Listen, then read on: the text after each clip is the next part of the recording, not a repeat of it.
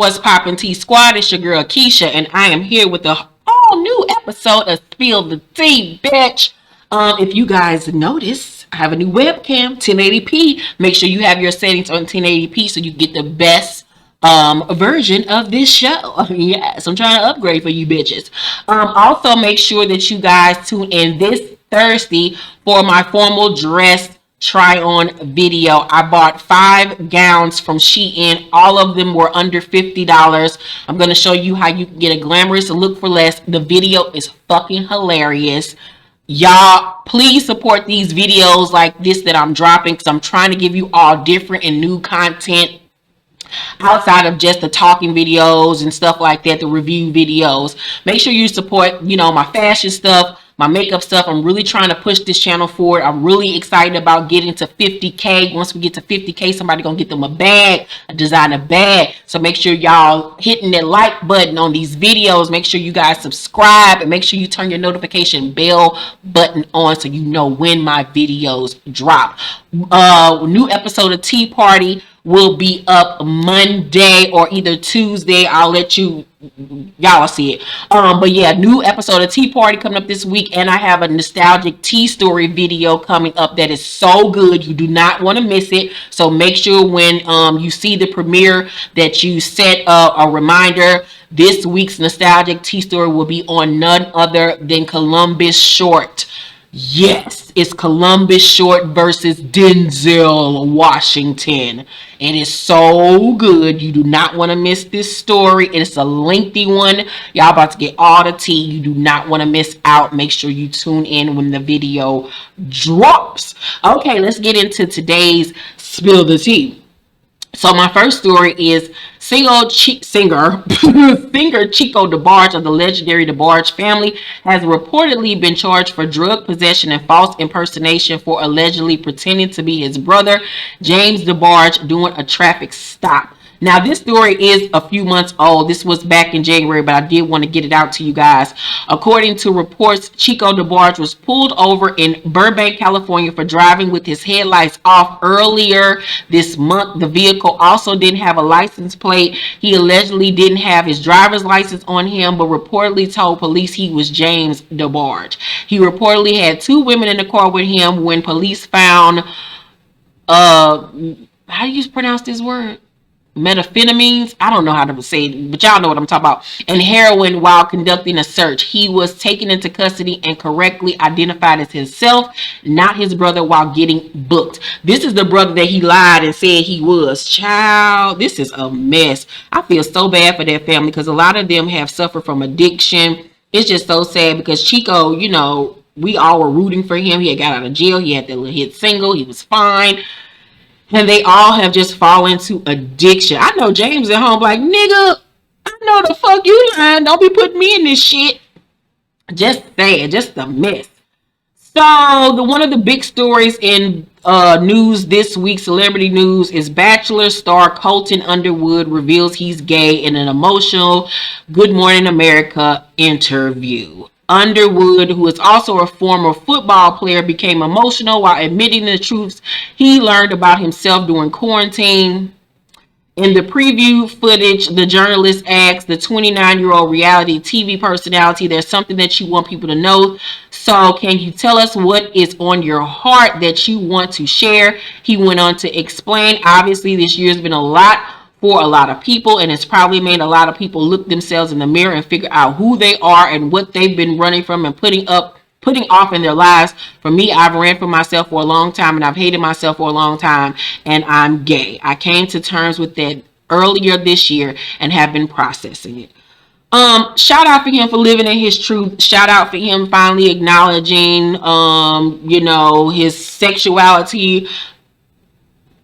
Thumbs up for that. My only issue with the storyline, because everybody's been tap dancing around it all week in the media, is that I just think that he probably felt comfortable with admitting it now, but he even said these were feelings that he's had ever since he was a child.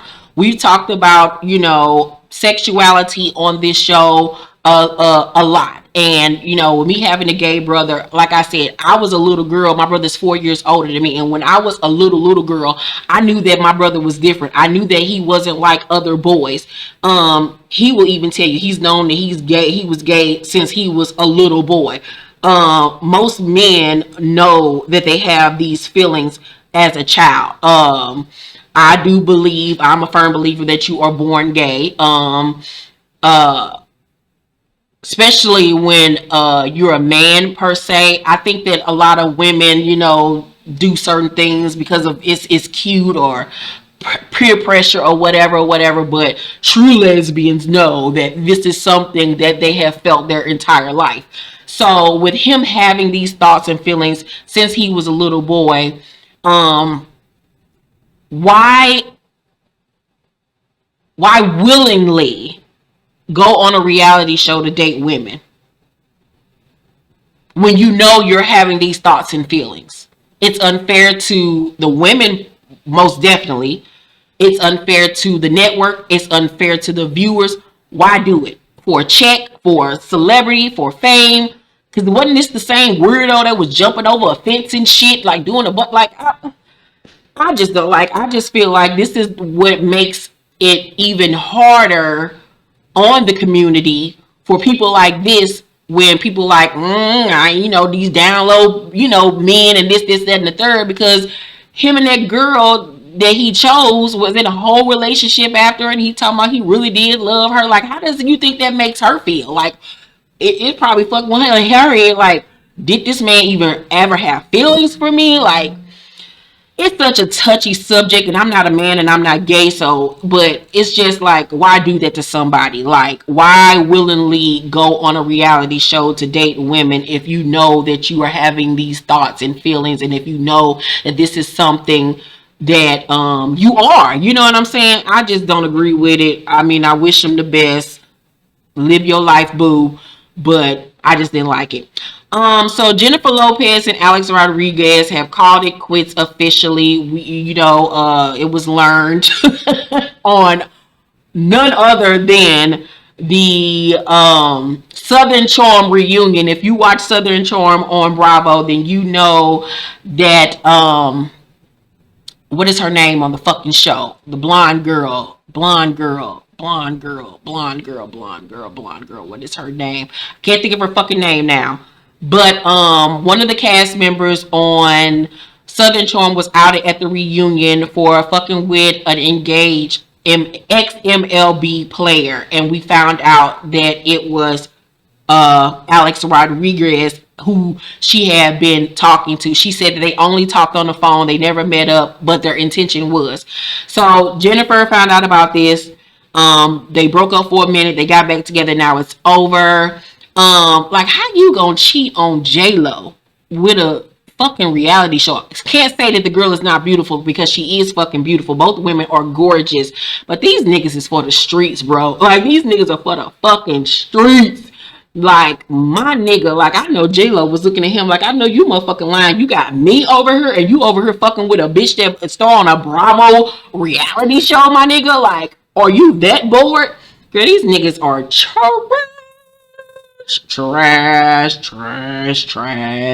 I didn't really see it for them in the first place. Like, it was cute for the moment, but he was giving me grandpa with their relationship. Like, J-Lo need hugs. She need to go back to black men. She need to go back and get her a nigga. Somebody that's gonna ride for a nigga. I die for a nigga. That's what she need to get back to. Like, get back to Jenny on the block, bitch. On a 6 train in the Bronx. So TV host Nina Parker launches her own collection at Macy's for Macy's first ever plus size line by a black woman. This is Nina Parker, the ex-host of the Love and Hip Hop reunions. She is a host on E! I love Nina. So excited about this. So, fed up with matronly full figure fashions, TV host Nina Parker decided to take matters into her own hands by launching her own collection for Macy's, the store's first ever plus size line by a black woman. This May, she's launching the Nina Parker collection for Macy's, the department store's first ever plus size line by a black woman. She says, I was tired of trying to make things work, she explains to E in her exclusive reveal. I was tired of trying to make a peg fit into a circle, so I was like, let me create my own circle with 17 pieces from size 12W to 24W and between $39 and $129. She hopes her tank tops, form-fitting dresses, denim, loud prints, and fun fabrics, yes, there are sequins, help women feel seen. A simple idea that somehow felt so foreign before. The Nina Parker collection launches in stores and online with Macy's May 14th. I'm going to buy some pieces and we're going to try them out. I want to support. So here's one of the looks. Hold up. Here is one of the looks. It's like really cute look bodycon dress. Cute. Here's another little look. It's some cute basic that you can get from pretty much anywhere. I've seen this on a lot of different sites, but it's cute for the most part. But I'm going to support and we're going to do a try on video and see what it's giving. So Jeff Bezos, the CEO of Amazon, is stepping down after 25 years.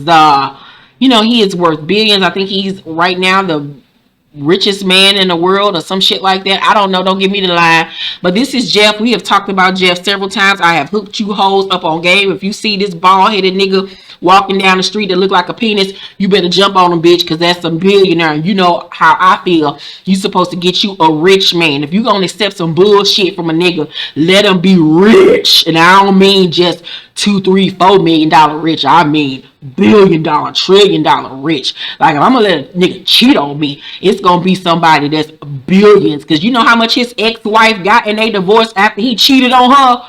$36 billion, bitch. Yes, I will be crying my tears with all them motherfucking $1,000 bills, bitch. Yes, ma'am.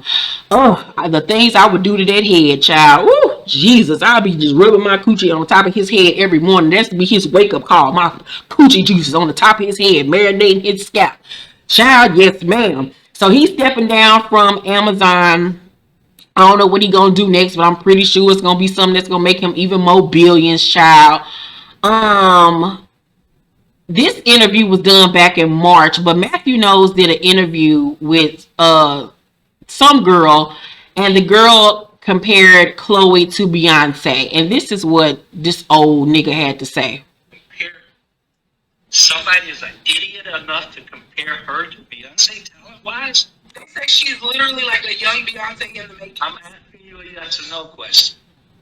Are you telling me someone's an idiot enough to compare her to Beyonce talent-wise? She's very talented, but Beyonce... Yes or no? Are there people saying her talent is equal to Beyonce? They are idiot. Period. Well, there you have it. Listen, that's actually insulting to Beyonce. Somebody is an idiot enough to compare. First of all, Beyonce barely even like you, nigga. First of all, she probably only ring your phone 2-3 times a year out of courtesy. It's probably on Father's Day because she feel like she probably got to. Thanksgiving and Christmas. Them the only time she probably even reach out to your ass. Second of all, why would you down one of her artists like that? Like, why would you even do that? Even if you do have those thoughts and feelings, why would you down Chloe like that knowing that she is signed to your daughter? Second of all, at this age, when Beyonce was Chloe's age, I think Chloe is like 21, 22 years old. Yes, most definitely, they were on the same playing field at that age. At that same age. Chloe is talented out the ass. And to be honest with at that age, Chloe was above Beyonce. And y'all know I'm the king of the Beehive. But if you want to keep it a buck at 21, 22, if Beyonce was out and Chloe was out, Chloe actually writes her own music. You know, we love Beyonce, but in the beginning, she was lying about writing a lot of them songs. Chloe actually writes her own music. She actually produces her own music. She literally has shown us how she sits down and makes beats. Like, the girl is fucking phenomenal. Like, she should be out here producing more than just the stuff for her and her sister. Like, she is phenomenal. She can dance her ass off, which she has shown us within the last year of this rollout for their last album. She can act. That's something Beyonce was never ever able to do. She's beautiful, body on 1,000. Like, so at that age, yeah, Chloe was killing Beyonce at that age. Now, to compare Chloe to Beyonce where Beyonce is at now, no, Beyonce's killing the game. We all know that she's the best to ever have done it. But for him to say it's like insulting, why would you ever? Like, nigga, you and them bifocals go sit the fuck down somewhere. You need to be grooming your other daughter that you don't ever talk about, Coy, cause she a little bitty bee in the making. You could have been grooming her to be the next coming of Jesus. Your little son that you never ever talk about or show pictures of or nothing. We don't even know what's going on with that situation.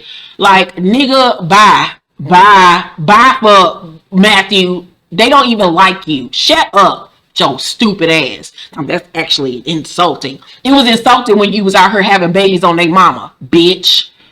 Anywho, and in my last two stories, because this nigga done pissed me off, Brandy Boyd, Brandy Bill from Love and Hip Hop Hollywood issues a public apology to Hazel E as she explains that she feels that she's responsible for the complications Hazel recently experienced while getting her mommy makeover in Turkey. She said that she's the one who told Hazel about the practice that performed her surgery. This is what Brandy had to say as she herself was laying in a hospital bed. Woo! Sorry. I have to get this off my chest, yo. We gotta take a minute to not focus on my situation here in the hospital. I appreciate everyone's prayers, but right now I really have to get off my chest how sorry I am to a good friend. I've talked to her personally, but that's just not enough. Hazel, I needed to publicly apologize and acknowledge that I am so sorry. I would never, ever send anyone, not even a stranger, to go get medical attention or vouch for anything medically to be done for them, for their family, for their children, for just period. If I didn't think it was okay, I was completely misled. I thought I was doing a great thing. I have to went through so much, and you had a baby, and I feel every mom deserves a mommy makeover. But if I know the things that I know now and what you had to go through, I swear I would have never, ever said it was okay. I would have never referred anyone. I would have never even spoke on anything. And there's nothing I can do to change what has happened. But I feel so responsible, and I'm so sorry that what you and your baby and your husband have had to go through in Turkey. And I promise you that I will do whatever in my power so that no one has to go through what you guys experienced again. And I'm so thankful that God is pulling through, and He has so much stuff that Okay. had some complications with the mommy makeover. So they had to take my boobs. I was supposed to go home to I was supposed to go home to America.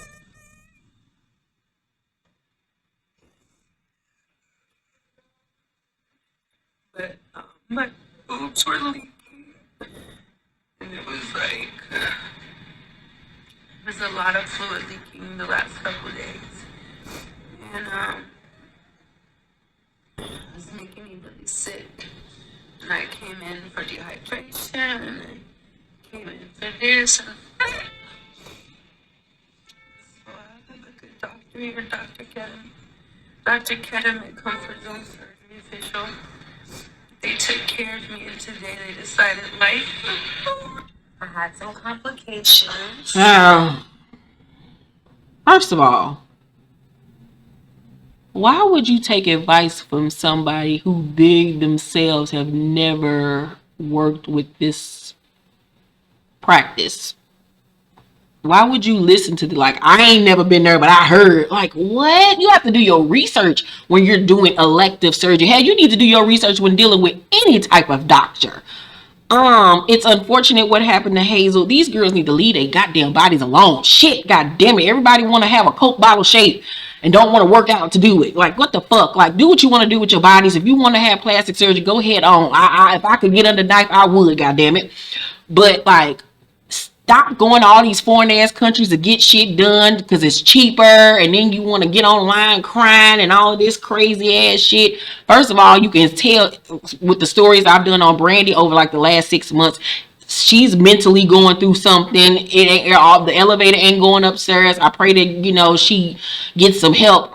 But like, Hazel, why would you listen to this person? Like, girl, what, child? I pray for both of them that she, has a healthy body and that she returns home to the States and just get it together, child. Woo, Jesus. And in my last story, DMX former mentor claims he didn't trick him into smoking crack when he was 14. Now, this is what DMX said when he did the Neighborhood Talk show. This is what DMX had to say about the experience. This guy, he introduced me to what would be the best part of my life, which would be the rap. But he also, at the end of my life, impressed with the curse. And the curse aspect of it was, like I said, I didn't smoke cigarettes, I didn't smoke weed, I didn't do anything. I'm 14 years old. And me and my man should do a robbery one night, and it was his birthday, and we came back, we split the money. I said, hey, take this, go get something, nice for your birthday, whatever. So he came back with a blunt rolled up. And as I'm counting the money, he likes the blunt. And I said, I wasn't impressed. Oh, I don't really smoke, nigga, fuck out of it. And he passed the blunt around, and wow.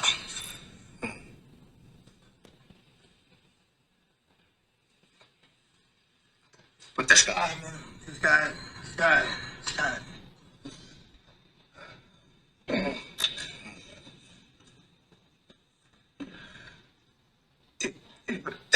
I hit the blood. I'm like,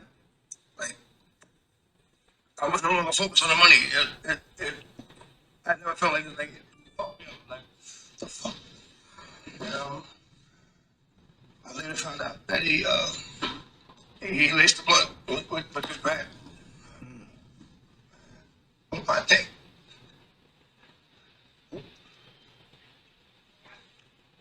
Why would you do that to a child? Right. And this nigga like 30, saying, and he knew how I looked up to him. Yeah. He knew how I looked up to him. You know what I'm saying? And like, why would you do that to somebody who looks up to you? Like, I mean, take your time, brother.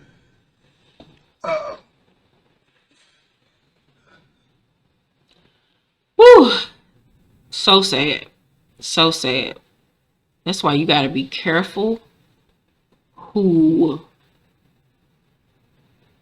you smoke behind. If you out here, if you do partake in marijuana, you got to be careful, child, because these people out here be on some wild shit. I don't do drugs at all. That's sad. That's sad. I felt his pain because you can tell in that interview he was like, if that would have never happened to me, I wouldn't be here right now, like in this state. Because we all know that he battled addiction since that time. And he was already dealt a bad hand with the situation with his home life. If you've read his autobiography,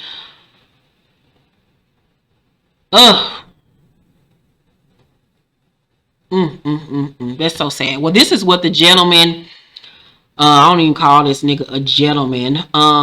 The guy that was his mentor at the time had to say, now he's speaking out now that DMX is dead. Now he wants to speak out. Why you ain't speak out then, bruh? Okay, but anyway, here's what he had to say.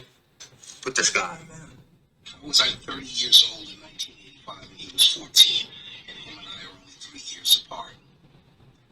You gotta remember, just because somebody is world famous doesn't mean they're always honest. And I've got nothing bad to say about him, but you gotta stop lying on me. Ready, Grumpy? I was like 30 years old in 1985 and he was 14. Okay, he probably got that part wrong when he was saying nigga was like 30 years old. You know, that's the drug speaking. But with him being that emotional, I just can't see that being a lie.